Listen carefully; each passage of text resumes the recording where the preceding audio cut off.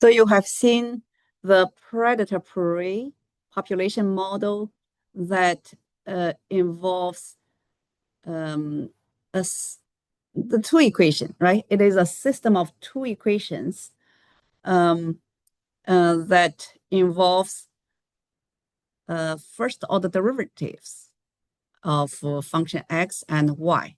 So in this video, I will give you another example, which is called the two-body problem. Two-body problem is modeling the force and the motion of each body, right, governed by the system. So it can be shown in terms of equations of second orders, and also can be reduced to a system of first order. So let's take a look.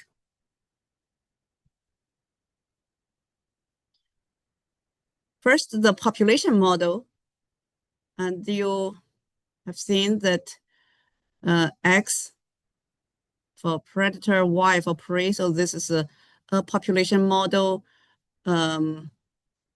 without considering harvesting, and the second model with harvesting. So their equations involving at most first order derivatives. But now I will show the two-body problem using Newton's second law.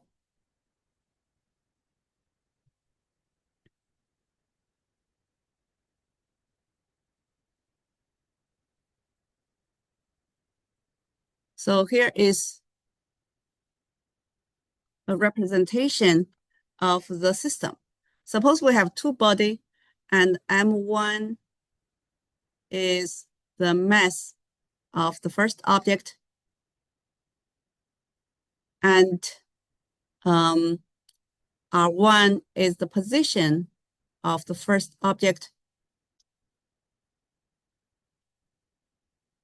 And we know first derivative is the velocity, right? The rate of change of position of the object is its velocity.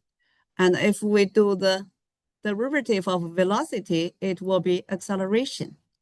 And we know that mass times acceleration by Newton's second law, it is the force, the external force. So let's write the first equation. G is a constant, and suppose we have two bodies, so this force is caused by the other object. So of course the direction of the force will be from R, that is to indicate the direction, right? R2 is the position of the other object over R1, 2, that's the distance between the two objects, and cubed. So let's understand the notations after I write the second equation. So for the second object, its mass is M2, denoted by M2. The position of the object, R2, is a position vector, actually. So the position vector, so the first derivative will be the rate of change of position, which is the velocity vector. And derivative of velocity will be acceleration. So mass times acceleration is equal to the external force. So we have a similar equation for the second object, which is G times M1, M2. This time certainly we want to divide, right, the r, the distance between the two, so r1, 2 squared. So y cubed, because if I do the cubed, then we can indicate the direction of the force, which is the force onto the second object from the first. So R1 minus R2. This helps to indicate the direction. So that's the Newton's second law. So we have a system applying Newton's second law, and we can obtain such a system. But still, I want you to, so this is a two-body problem.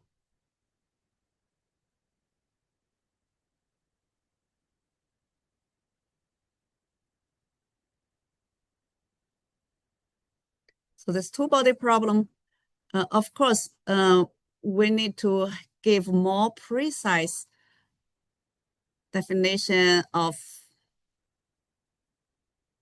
although I already explained each, but let me write down what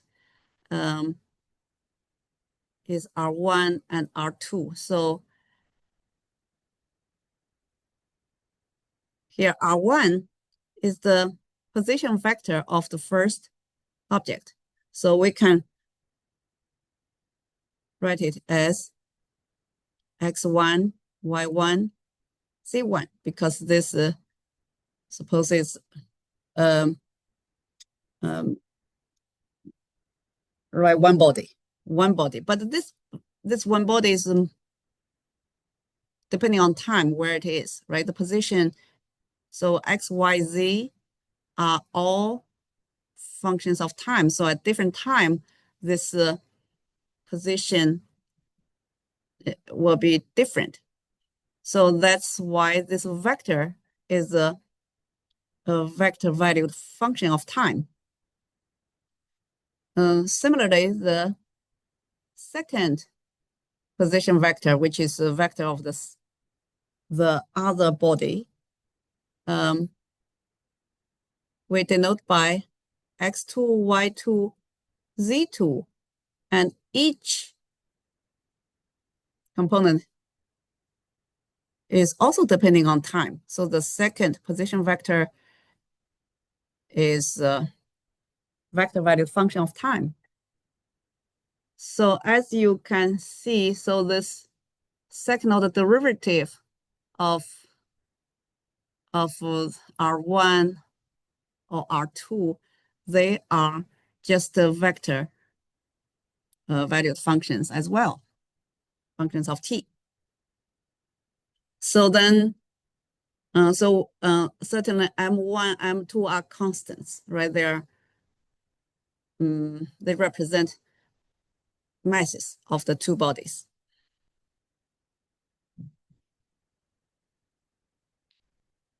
So one other notation is the R12. So R12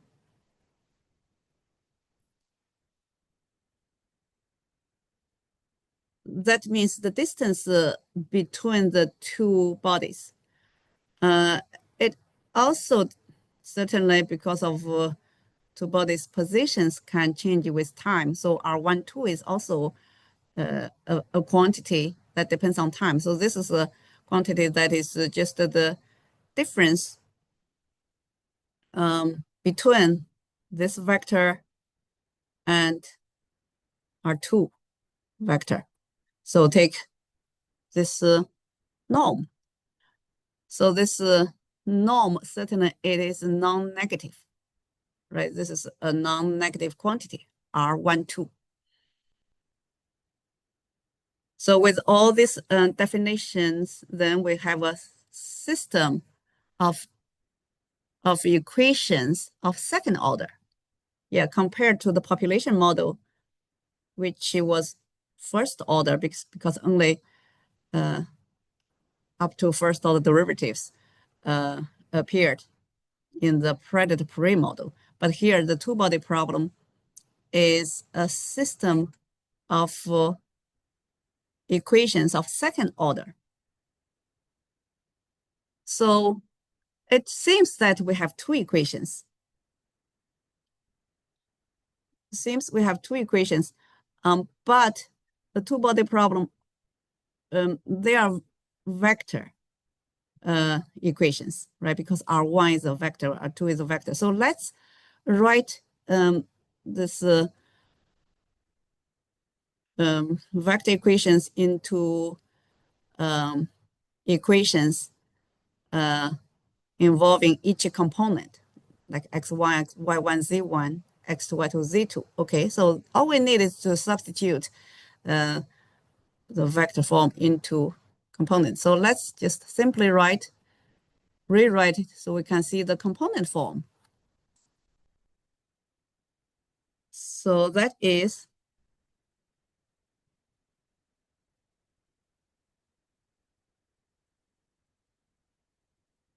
but before we write that, we can also simplify it since you see this M1 on both sides, we can really cancel it, right? So that is just leaving the derivative on one side. So M2 also we can cancel M2. So the second equation is the second derivative of R2 equals the other side after we cancel. So it's a little bit simpler than before. We can do that. Yeah. So let's write the equations.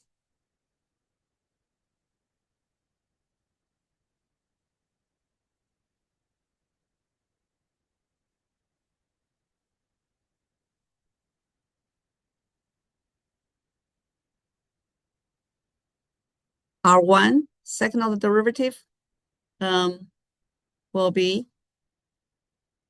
x1, y1, z1, right? Each component functions second order derivatives equals the g is just a constant. So we can keep the g. So we don't have to write the parentheses. I just show for the first body. So the two-body problem. So the first body, for each, right, we can have that g. Because M1 is canceled, so we have just the g M2. X2 minus X1 over R12, the quantity cubed. So you see, in order to simplify the writing, I do not write a parenthesis t to indicate it is a function of t. X is a function of t or y is a function of t. So just keep in mind. For the simplicity in writing, so all these are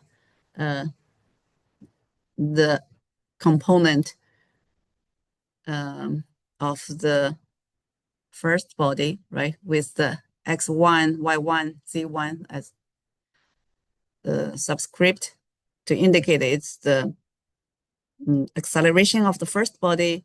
And then we have three equations. So then similarly, we have y2 minus y1 over R12 cubed. And then we keep the z2 minus z1 over R12 cubed. So let's compare with that one equation. You see this one equation? We write as a vector of three components. So the second derivative of that vector, then we get second derivative of each component of that vector. So each component, we will have g, m2, and the corresponding component, right? Either x or y or z. So we have three equations. Similarly, we can get 3 more equations for the second body.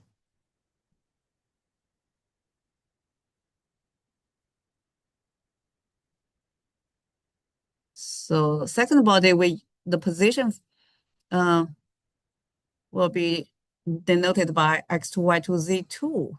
They're all functions of t. And second order derivative of each position component, then we can have a similar form, but g after m2 is cancelled, we have only m1. So but this will be x1 minus x2 because the force is from the first body, right? So this external force for the second body is from the first. So x1 minus x2 over r12 cubed. m1 y1 minus y2 over r12 cubed. And g, again, m1 and z1 minus z2 over r12 cubed. So now we have 6 equations expressed using the position vectors, each components. And this is a system of 6 individual equations of second order.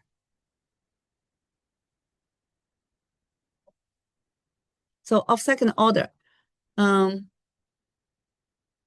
so either in vector form, you see 2 equations, right, in the vector form, or in the component form, you see 6 equations of second order because they involve second order derivatives and involve derivatives at most second order.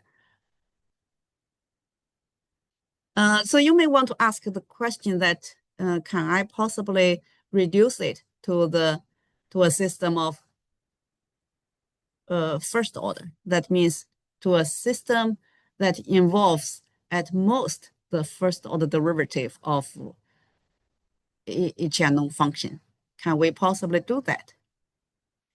So the answer is yes, because first order you would imagine that is more friendly because lower order derivative, right? So we can try to do that.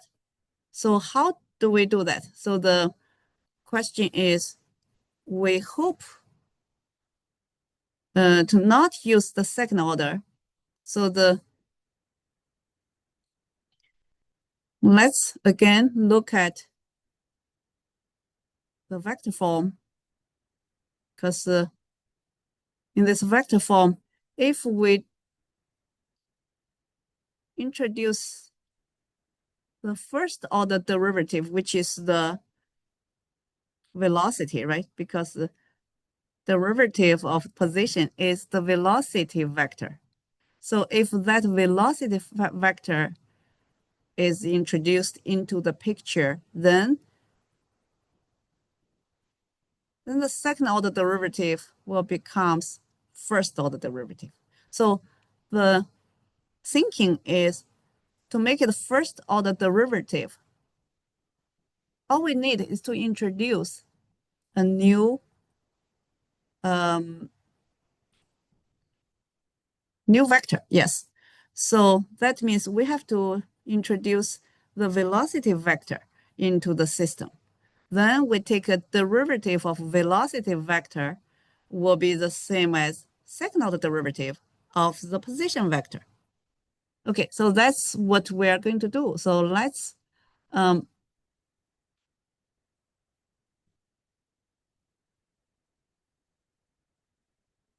first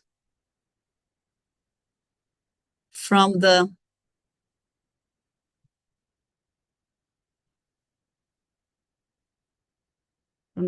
second order, then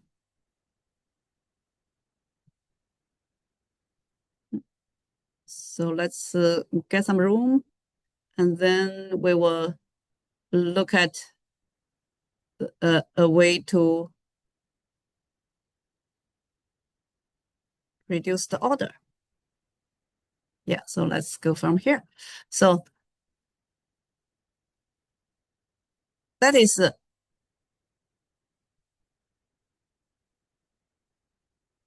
originally it was R1. So let's define a vector. So let's call it, so let's call it capital V, V1.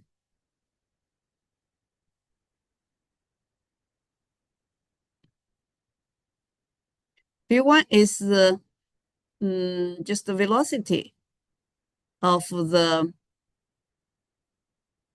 first, so this capital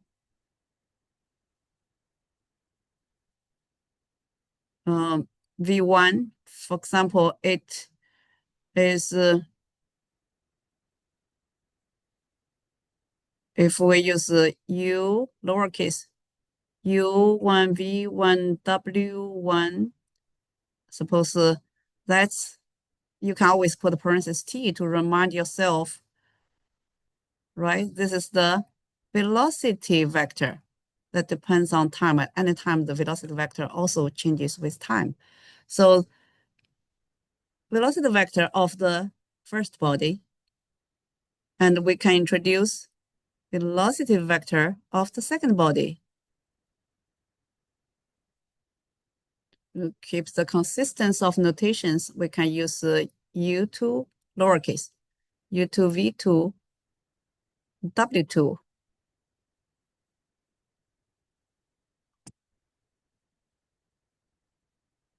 Okay, so and immediately we can replace the position vector. Remember, the first derivative of first body will be the velocity. And velocity's first derivative, which is second order derivative of position, will be GM2, right? R2 minus R1 over R12 cubed.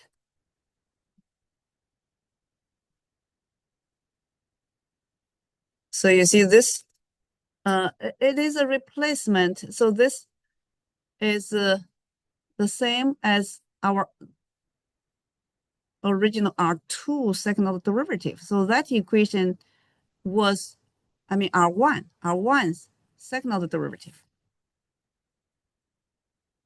which we didn't like, right? So we wanted to replace this second order derivative because we want to reduce it to the first order system of equations.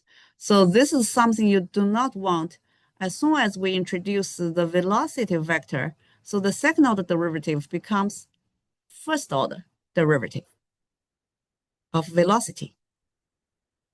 So in order to introduce the velocity vector, then we need to define it properly, which is first derivative of the position.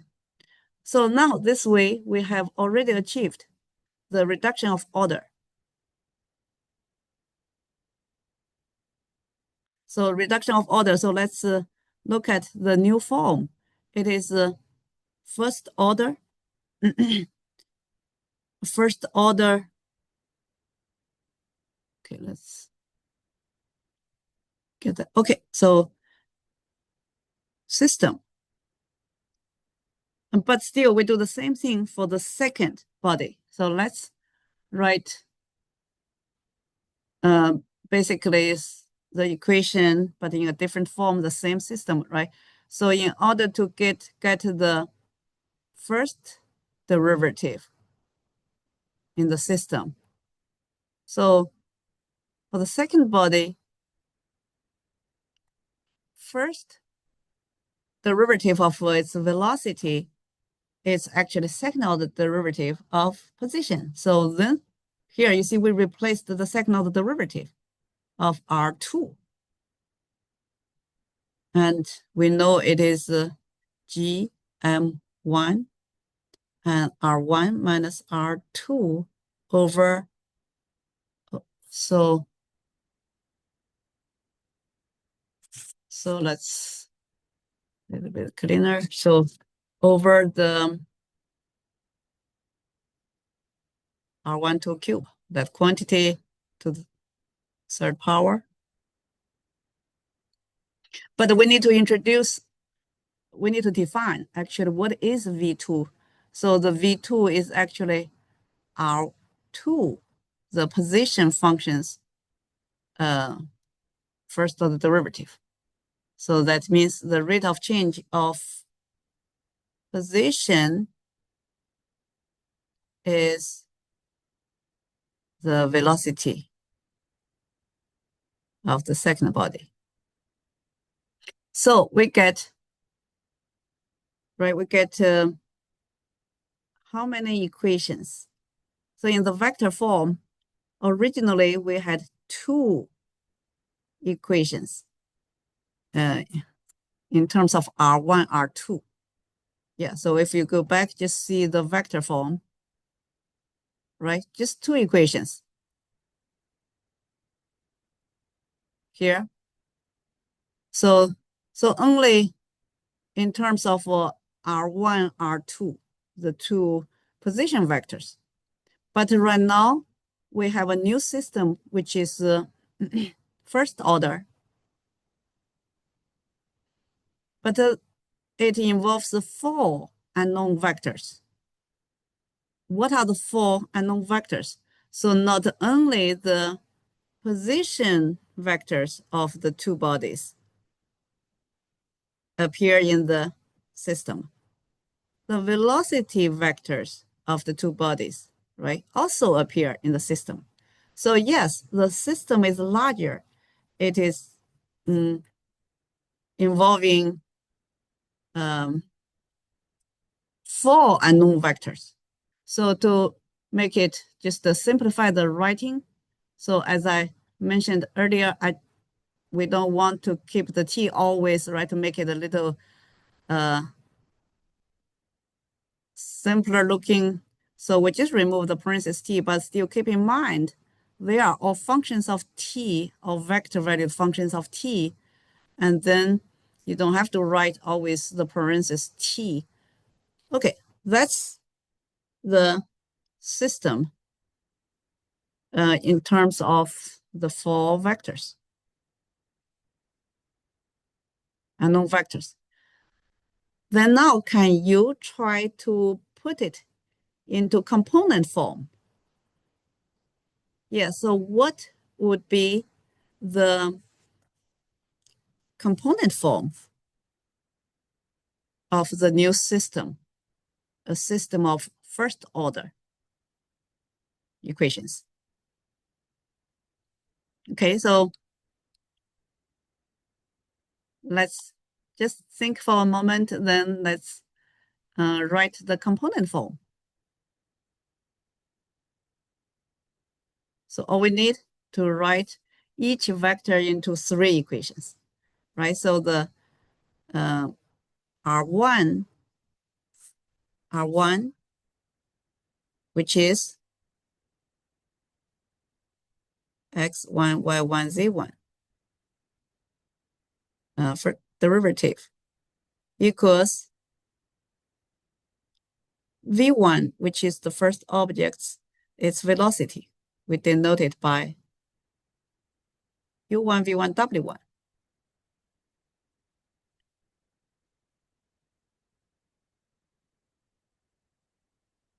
So V1's derivative means U1, V1, W1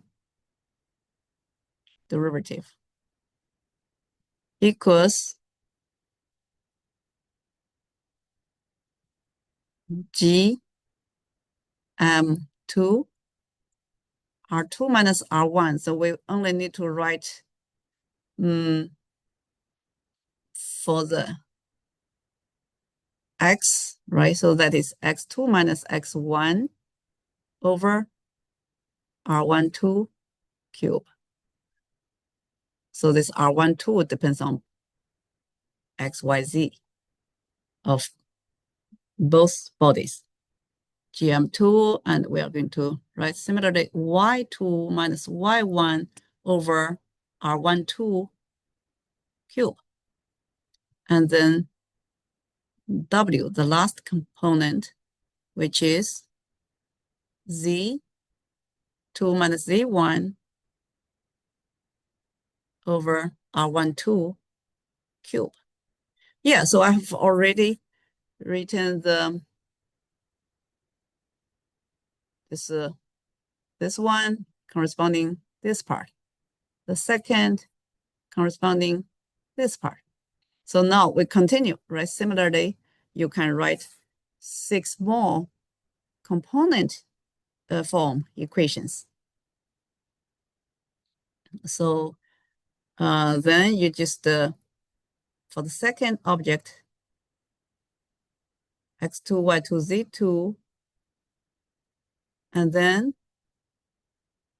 this is for this part. Then for the V2, the velocity of the second object. So you need to write 3 more.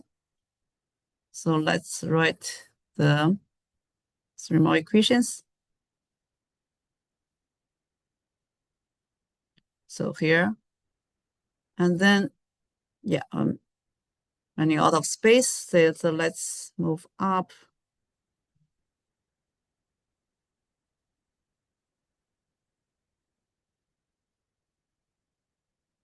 So you can see that U2V2, that's the W, right? U2V2W, those are the components of the velocity of the second body. So the derivative, yeah, so we just similarly get 6 more equations for the second body. The format is very similar to the first body. So let's write it. So the X2 component derivative will be denoted by U2. Y2 derivative. So let's make sure we show the derivative properly. So here, yeah, X2, Y2 derivative, Z2 derivative, right? So Y2 derivative is V2. Z2 derivative is W2. So then the UVW, those are the component wise, the velocity. So their derivative means the second derivative of the position, right? So then we just keep the G M1. So X1 minus X2 over R12 cube. So you can quickly produce for the other, which is Y1 minus Y2 over R12 cube. And then G M1 Z1 minus Z2 over R12 cube. So if you compare this first order, this is a system in component form, and look, they are equivalent, except the same system expressed in the vector, right? All in component form, because each vector has 3 components. So if you have 4 vector equations, then you will have 3 times 4, 12 component equations. So it's not surprising if we see 12 component equations. Yes, so originally for second order system, we had 6 component equations. Now we have 12 component equations once you try to reduce the order. Yeah, in vector form, from 2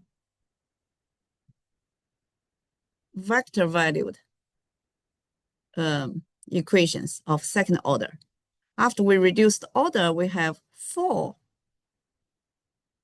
equations of first order. So actually the number of equations is doubled, right? No matter you use the vector form or component form.